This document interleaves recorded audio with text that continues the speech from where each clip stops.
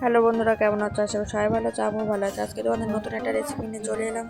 লাউ পাতা তেল কিভাবে করি সেটাই তোমাদের দেখাবো। তেঁতুল নিয়ে নিলাম, চিনি নিয়ে নিলাম, 4 কোয়া রসুন নিয়ে নিলাম আর ছোট ছোট 4টে কাঁচা লঙ্কা নিয়ে নিলাম। এইগুলো বেটে নেব, চলো।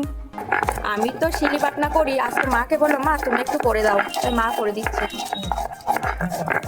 তারপরে মা পাতাগুলো সুন্দর করে বেটে দিচ্ছে। স্বাদ মতন লবণ দিয়ে বেটে নিচ্ছে। এখন তো সবার ঘরে ঘরে মিক্সার আছে, কিন্তু শিলে বেটে খাওয়ার স্বাদটাই কিন্তু আলাদা, তাই কি না বলো? রেসিপিটা ছোট হলেও ঝামেলাটা কিন্তু একই, তাই না বলো? কড়াটা বসিয়ে তেল দিয়ে তেলটা গরম হওয়ার পরে সর্ষে ফোড়ন দিয়ে দিলাম, তারপরে বাটাটা দিয়ে ভালো করে নেড়ে চেড়ে নিচ্ছি।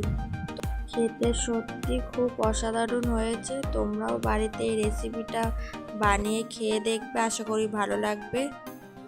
আর আমাকেও কমেন্ট করবে। কথা বলতে বলতে আমার লাউ পাতার টক ঝাল তেল রেডি। ভিডিওটা এই পর্যন্ত। ভালো লাগলে লাইক শেয়ার সাবস্ক্রাইব করতে একদম ভুলবে না। নেক্সট ভিডিও দেখা